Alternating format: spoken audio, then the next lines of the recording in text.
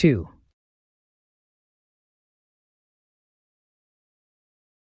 There's a hand near my dick that isn't mine. She's fast asleep, snoring loudly with her hand wrapped around my waist and tucked into the band of my boxers. I gently untuck and examine it. Long fake nails, Cartier rings, and a Rolex strapped to her slender wrist. Who the fuck is it? Even after a night of God knows what, she still smells expensive, and there are strands of long golden blonde hair draped over my shoulder from where she's lying behind me. I shouldn't have gone to the party last night, but Benji Harding and the rest of the basketball guys are persuasive little shits. As much as I love throwing a party, nothing beats going somewhere else and coming home to a quiet house not full of other people's mess. Unless you're talking about this kind of mess. The kind where there's a woman in your bed and you can't remember who the hell it is. The common sense part of my brain tells me to roll over and look at her, but another part that remembers all the silly situations we've gotten ourselves into keeps reminding me that drunk Nate is a dick. That part of my brain has real concerns. This is going to be someone's sister, or worse, someone's mom. Can you stop moving about? The mystery guest snaps. What is it with fucking sports guys and early mornings? That voice. It's one I wish I didn't recognize. Oh fuck. I slowly roll over so I can confirm my own worst fear, that I did have sex with Kitty Vincent last night. And I do. She looks peaceful when she's trying to sleep. Her facial features are soft and delicate, lips blush and pursed. From how calm she looks right now, you wouldn't know she's an absolute raging bit. Why are you staring at me, Nate? Her eyes fly open, and she disintegrates me with one look, like the fucking dragon she is. Kitty Vincent is everything wrong with rich girls with daddy's credit card, a subspecies of women at UCMH. I happen to be an expert on. Expertise I've gained from having sex with practically all of them. Except for this one. I was never supposed to do it with this one. There's nothing wrong with her visually. To be frank, she's an absolute knockout. She's just an absolutely terrible human being. Are you okay? I ask carefully. Do you need anything? I need you to stop staring at me like you've never seen a naked woman in your bed before, she snipes back, pushing her body to lean against the headboard. We both know you have, and you're creeping me out. I'm shocked, Kit. I don't remember how this happened. I remember being at the party and trying to get Summer Castillo West to give me her number, but tragically being rejected for the 4th September in a row. I also remember playing beer pong with Danny Adeleke and losing, which I'd rather not remember, but I still don't remember how this happened. Oh shit. Wait, aren't you dating Danny? She rolls her blue eyes and reaches for her purse, sitting on the table beside my bed, cursing when she finds her phone battery is dead. Brushing her hair from her face, she finally looks over at me, and I have never known a woman to look so irritated by my existence. We broke up. Right. That sucks, I'm sorry. What happened? I'm trying to be polite, a gracious host, some would say, but she raises one of her perfectly sculpted eyebrows at me and frowns. Why do you give a fuck? I rub my jaw nervously with my palm as I attempt to think of a reason to give her. She's right.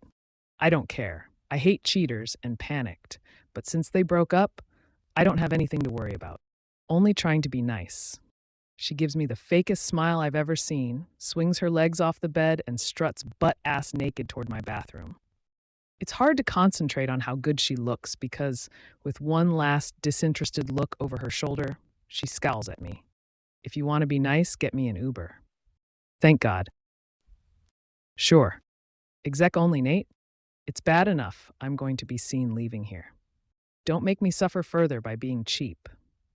When the bathroom door slams shut and I hear the shower turn on, I know it's safe to scream every curse word I know into my pillow.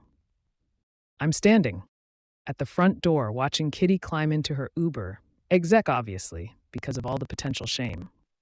Raking a hand through my hair, I can't decipher how I ended up here after swearing this year would be different. I distinctly remember saying to Robbie, my best friend, on our drive back to California from Colorado, that senior year was going to be different. I must have said it at least 20 times on our 2-day coffee-fueled journey. I lasted 3 weeks. I'm quickly dragged from the pity party I'm throwing for myself by the sound of muttering behind me. Robbie and my other roommates, JJ and Henry are all sitting in our living room, sipping their mugs of coffee like the cast of The View.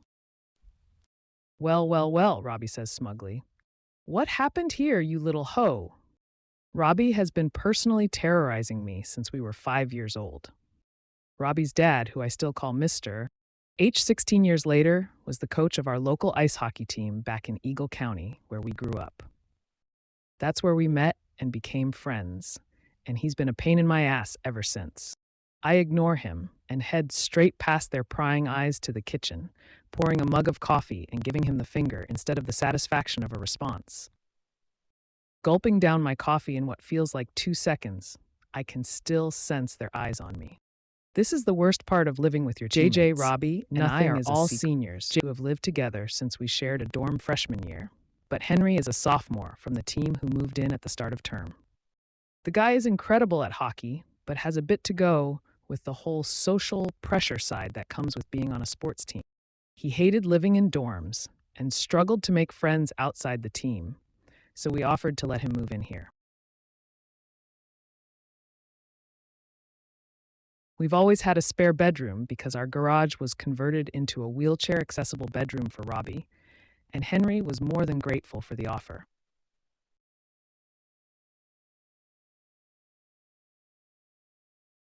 Even in the 3 short weeks he's been here, we can already see him more confident, which is probably why he no longer has a problem helping JJ and Robbie give me abuse. Why did you have sex with Kitty Vincent? Henry asks over the rim of his coffee mug. She isn't very nice. Oh yeah, and the kid has 0 filter. I'm gonna pretend I didn't, buddy. She wasn't very excited about it either, and I don't remember 1 second of it, so it doesn't count. I shrug, walking over to the living room and throwing myself into a recliner. How the fuck did you 3 let this happen? Am I old enough to not pass off the blame for my mistake? Sure. Will it stop me from trying? No. I tried to stop you from leaving with her, bro. JJ blatantly lies, holding up his hands defensively. You said she smelled nice and her ass felt good. Who am I to stand between you and true love? I groan loudly, making my own head thump from the noise. If Jaden claims he tried to stop me from leaving, he probably requested the Uber and put me in it with Kitty. JJ is an only child from middle of nowhere, Nebraska, so messing with the people around him was his only source of entertainment when he was growing up. His parents always visit in June so they can join the rest of us at LA. Pride with JJ, proudly wearing their pansexual flag ally pin. The time they spend at our house has allowed me to get to know them well, which is how I know JJ's dad is exactly the same, to the point I don't know how his mom coped with having 2 of them in the house. Mrs. Johal is an amazing woman with the patience of a saint. She always makes sure she fills our refrigerator full of different curries and sides before they leave, and she has amazing taste in horror films, which might be why I love her so much. She might be the only reason I haven't murdered Jaden yet. Robbie maneuvers beside me and wraps what I think is supposed to be a comforting arm around my shoulders. Your focus on school and hockey lasted longer than I was expecting. Now come on, sort your shit out. You have to drive us to class. I had no idea what I wanted to study when I got accepted by Maple Hills. I'm graduating in less than a year, and I'm still not sure studying sports medicine was the right choice. I was drafted to the Vancouver Vipers when I finished high school, and it was a hard choice to put my education first, especially when joining the NHL has been my dream since I was a kid.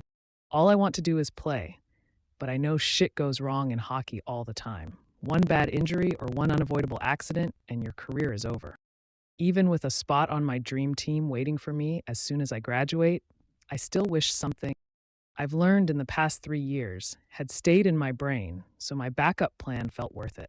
My dad wasn't a fan of me heading out of state for college, and he was even less of a fan about me signing with a hockey team, never mind one in Canada. He wanted me to learn the family business and run the ski resorts until I'm old and gray like him. The idea of turning into my father has always been enough to kick my ass into gear and get my goals. I'd have better luck understanding cell structures if I wasn't constantly exhausted from practice, not to mention keeping my clown teammates out of trouble. When Greg Lewinsky graduated and handed the captain torch to me last year, he didn't prepare me for how much babysitting it takes to keep butts on benches ready to play. Robbie helps me out since he's assistant to Coach Faulkner. After a skiing accident in our junior year of high school, Robbie didn't regain movement in his legs and now uses a wheelchair. He transferred his skill of shouting shit at me on the ice to shouting shit at me from the edge of the ice. He loves nothing more than waving his oversized clipboard in my direction and telling me to do better. The guys on the team love that I take the brunt of Robbie's abuse because it gives the rest of them an easier time. A perfect example is days like today. On Fridays, JJ and I have classes in the science building, so we have a tradition of dragging ourselves over to the rink for practice via Dunkin' for a pre-workout donut. It's our little secret, but JJ knows if we get caught, I'll get the blame anyway, so he doesn't mind the risk. The last class of the day on a Friday is my least favorite thing in the world, so I don't mind the risk either. I'm lazily scrolling through my feed, waiting for JJ outside his lab. I hear his cheery tone getting louder as he approaches me. You ready to get your hungover ass kicked? Nothing a rainbow sprinkle ring can't solve. Sweating out alcohol is good anyway. Will get me fresh for tonight. His brows furrow together. What are you talking about? Have you not seen the group chat? The last thing I saw was Robbie deciding we were throwing a party tonight. Our first game isn't for another 2 weeks, and it's tradition for us to bring in the season with a party or 5. The second I pull out my phone, I can see the messages I haven't read yet. Puck bunnies. Might be dying. Chris Hudson. Godspeed, buddy. Robbie Hamlet. Drinks at ours tonight? In the words of Michael Scott, I am ready to get hurt again. Joe Carter. I'll bring the tequila roulette board. Henry Turner. Email from Faulkner says, go to the awards room, not the rink. Jaden Johal. Henry Turner. Sent an hour ago. The awards room is a function room in the central area of the sports building. Most of us don't spend much time over there unless we're in trouble. It's where the coaches work outside of practice and games. It's where ceremonies are held at the end of the year. If we're being called there, it means someone has massively fucked up, and I hope it wasn't me. I don't know what's going on, JJ says as we climb into my car. You know Josh Mooney, the baseball guy in my class? He said their practice has been canceled too. They have to go to the awards room, but they've been told to go 30 minutes after us. Fucking weird, man. It's the 3rd week of term. How much trouble could we be in? We're in so much fucking trouble. When we walk through the door, Coach doesn't even look in our direction. Half the team is already sitting in front of him, each wearing an identical look I recognize, fear. JJ takes a seat next to Henry and gives me a look that says, find out, Captain. Neil Faulkner is not a man you want to get on the wrong side of. 3-time Stanley Cup winner before a drunk driver knocked him off the road, shattering his arms and right leg, instantly ending his NHL career. I've watched his old game tapes countless times, and he was, still is, one scary motherfucker. So the fact he's sitting on a chair in front of the team, red-faced like he's going to implode but saying nothing, is triggering my fight or flight. But my team needs me, so I reluctantly poke the bear. Coach, wee. Get your ass on a seat, Hawkins. I'm not going to tell you again. Stumbling back to my teammates with my tail between my legs, they look even worse now than they did a minute ago.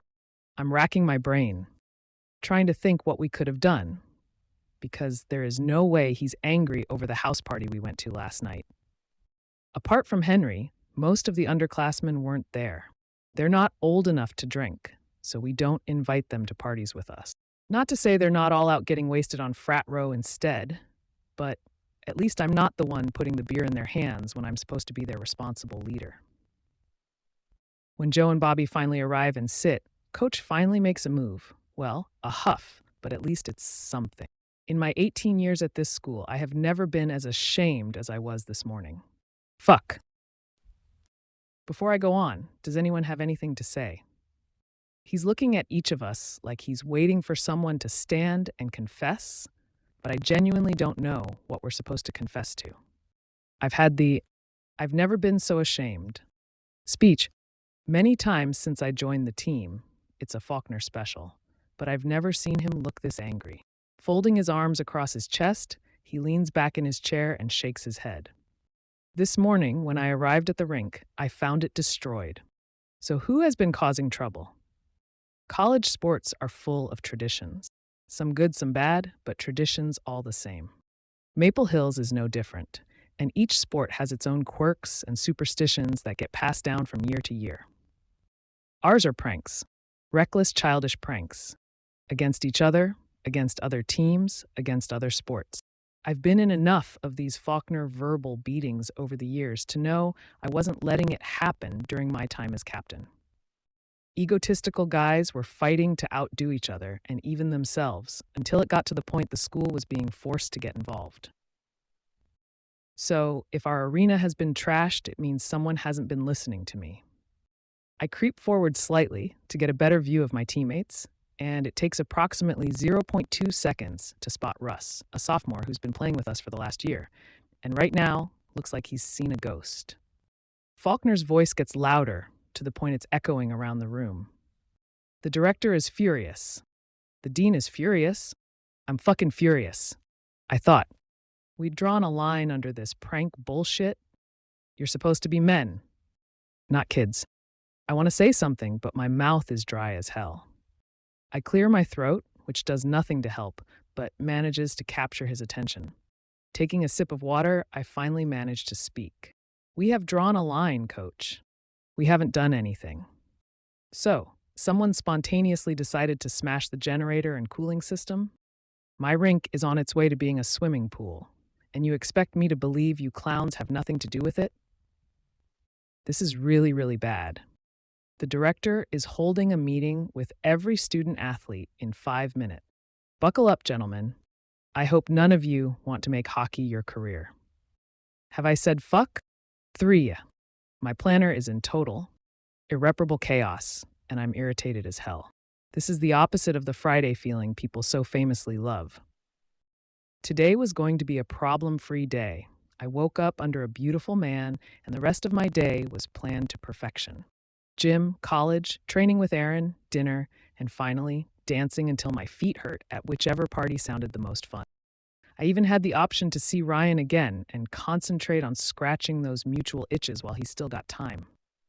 But according to the very passive-aggressive email I received, Dave Skinner, Maple Hills Director of Sport, doesn't give a flying fuck about my planner or my training schedule, and he certainly doesn't give a fuck about my sex life.